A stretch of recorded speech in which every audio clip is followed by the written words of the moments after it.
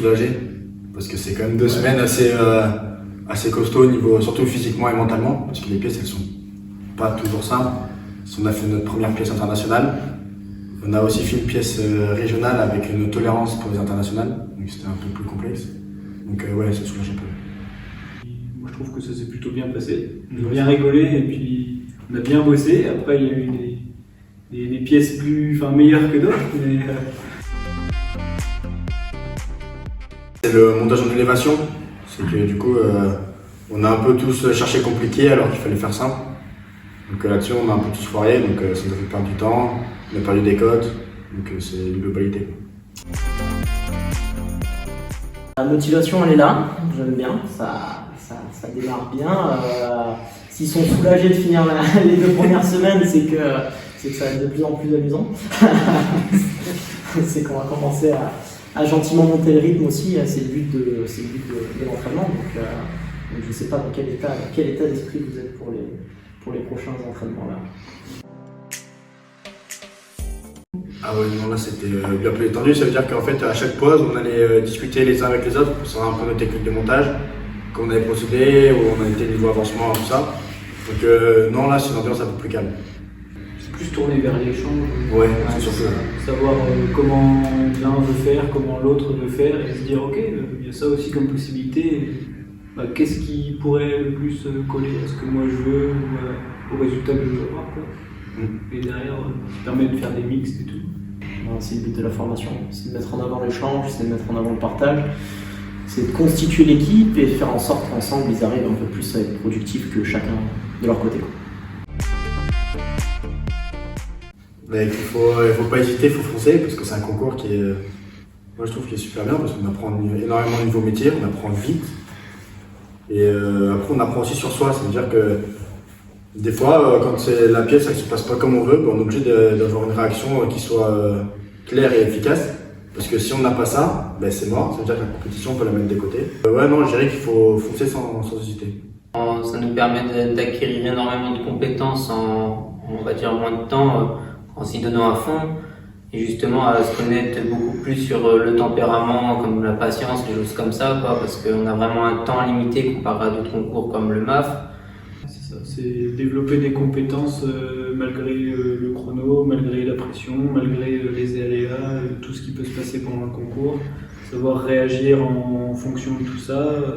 Comme il dit Jules, c'est apprendre à se connaître aussi un peu parce que du coup, il y a des choses qui sont mises en lumière, comme disait William tout à l'heure. Tous les défauts, ils ressortent et il faut les travailler pour que ça s'améliore. Et derrière, au-delà de ça, il y a aussi beaucoup de rencontres. Donc c'est que ce soit des gens du métier ou des gens ailleurs, c'est vraiment beaucoup d'échanges et beaucoup de passion. Le programme avec Lucas, du coup, on a pas mal travaillé à distance en attendant ces 2 semaines là qui viennent de passer. L'idée, du coup, c'est toujours de garder l'objectif de sélectionner le candidat, de bien mettre en valeur les compétences de chacun, sélectionner. Ce qui nous intéresse surtout, c'est de lancer l'entraînement parce que ces 2 semaines, malgré leur fonction de sélection, c'est le début des entraînements. Donc on lance du coup les entraînements officiellement avec ces 2 semaines-là. On monte l'équipe, c'est ça qui nous intéresse, de créer une équipe, qu'eux ils apprennent à se connaître, que nous on apprenne à les connaître, qu'ils apprennent à nous connaître, pour que le travail derrière soit beaucoup plus simple, que l'ambiance soit encore meilleure, et qu'on puisse voilà, avancer encore plus vite, quoi. Pour clore cette 2e semaine, mais oui, on attaque du coup l'oxycoupage, la découpe au chalumeau, qui est un peu une nouvelle technique qu'on n'a pas l'habitude d'utiliser en entreprise, en France du moins en métallerie. Donc c'est une technique qu'ils n'ont pas eu l'occasion de travailler avant aujourd'hui, quoi. Donc, mais qui est présente à l'international et qui vaut quand même son lot de points et qui est important de maîtriser. Donc, du coup, on lance les entraînements là-dessus. Ça leur permet de découvrir cette technique, de commencer. C'est plus de l'initiation. Après, ils ont un gros travail à faire de leur côté entre les stages. C'est ça aussi les Olympiades. C'est un investissement personnel, du coup, pour arriver au meilleur niveau possible. Donc, avec tout le lot de sacrifices qui va avec. Mais du coup, l'international en soi, c'est un nouveau palier. Ça, il y a un grand changement quand même. Déjà, comparé à du boxe, Il est plus grand pour les inter que pour les nationales. Puis après, l'équipement qui est mis en place aussi, parce que là, maintenant, on travaille sur marbre, avant, on travaille sur une tôle. On a tous les équipements qui vont avec. C'est des pièces beaucoup plus volumineuses, donc aussi plus lourdes en tout cas que ce qu'on a pu faire en national. Plein de petits changements, peut-être encore un peu plus ric-rac point de vue temps par rapport au travail qu'il y a à fournir, etc. quoi. On sent qu'il y a quand même un niveau qui monte, quoi. Ça, il y a une marche, il y a des compétences à acquérir qu'on n'a quasiment pas, ou alors on a juste des bases, et il va falloir y travailler pour pouvoir accéder au plus haut niveau, quoi. On monte d'un niveau, donc du coup, faut aussi préparer à ça. Ça fait partie de l'entraînement de bien pousser là-dessus, de les mettre au mieux dans ces nouvelles conditions, de eux aussi arriver à créer une ambiance de compétition à chaque fois. C'est pour ça qu'ils sont plusieurs. C'est intéressant d'avoir une équipe parce qu'ils peuvent se challenger entre eux, s'aider et se challenger. Du coup, les deux sont intéressants pour monter en compétence. Ils savent ils doivent pas trop s'endormir, sinon ça fait vite doubler par l'autre. La dernière édition, c'est exactement ça.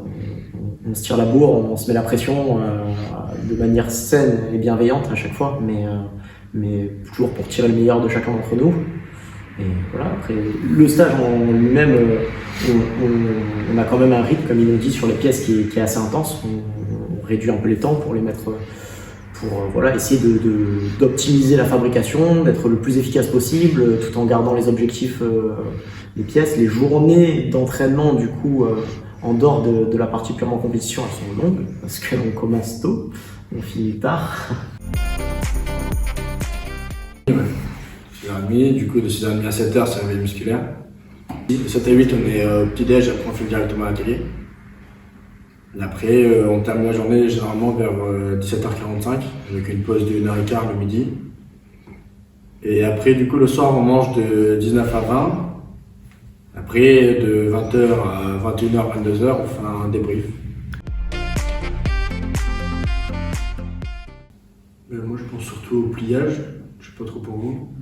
Mais de travailler avec une petite tolérance au pliage. Vraiment, en atelier, si on a un millimètre, c'est pas grave. Ou alors, c'est un truc qu'on peut rectifier. Mais là, du coup, de vouloir travailler toujours avec une tolérance la plus proche de 0. Quoi. Ouais, de la rigueur, de la précision, de la prise de recul aussi. Ouais, aussi, ouais. Prise de décision. Toutes les soudures.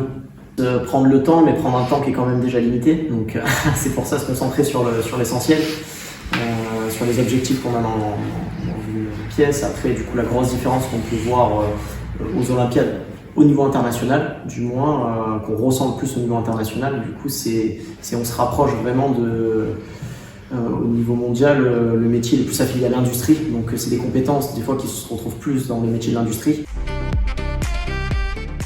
C'est quelque chose qu'on est amené à côtoyer régulièrement dans le métier, dans le sens où il y a quand même beaucoup moins de plans papier. Ouais. Alors tout ce qui est traçage, il y a toujours des méthodes qui se gardent et qui se font en atelier, mais pour tout ce qui est plan complexe, etc., il y a beaucoup plus de facilité à lire un plan via l'ordinateur.